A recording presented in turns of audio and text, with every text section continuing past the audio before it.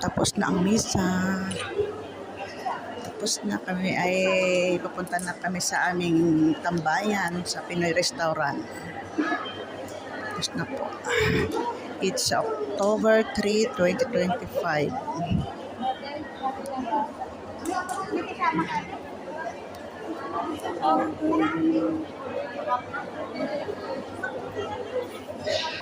Ayan po, nakatapos na kami.